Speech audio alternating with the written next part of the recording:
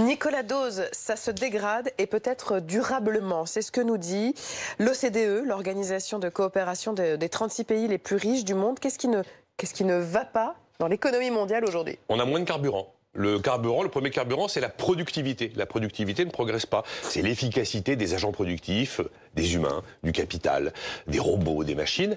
Et le deuxième élément, c'est l'investissement. C'est l'autre moteur et l'investissement est en berne. Et les pays riches sont les plus touchés par ce ralentissement. Alors, une activité qui ralentit, c'est classique dans la vie de l'économie depuis des décennies. Puis ça repart et puis ça ralentit, ça s'appelle les cycles. Là, le message de l'OCDE, c'est peut-être un enfoncement durable de l'activité. Durable et à des niveaux très bas. Autrement dit, les cycles classiques, ils sont plus là, et on est peut-être devant une période qui ressemblerait à un moment charnière de l'histoire du capitalisme où on ne sait pas trop ce qu'il y a derrière. Il y a un économiste américain très connu, Robert Gordon, qui a théorisé cette idée en 2012, et il parle de la stagnation séculaire, la stagnation qui dure très longtemps. C'est pas dit dans le discours de l'OCDE, mais il y a ce parfum un peu. Mais donnez des exemples concrets. Qu'est-ce qui inquiète l'OCDE? Clairement, c'est la guerre commerciale entre les deux principales puissances du monde, le Brexit qui est en train de déchirer l'Europe, et puis les prix du pétrole. Ça a toujours été quand même un baromètre, effectivement, de la confiance et de l'avenir.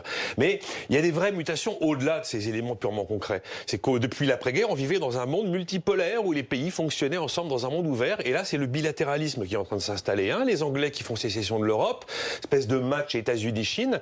Il y avait aussi l'idée que c'était le libre-échange qui allait guider le monde. Et maintenant, c'est plus le libre-échange, c'est le protectionnisme. Il y avait l'idée que c'était la démocratie le principal dispositif politique, et on voit que dans des quantités de pays, elle est menacée par des extrêmes qui soient de gauche ou de droite. D'ailleurs, ils se ressemblent de plus en plus. Ça veut dire que si tous les fondamentaux des relations internationales qu'on a mis en place après-guerre tombent les uns après les autres, mais des gilets jaunes, il va y en avoir partout.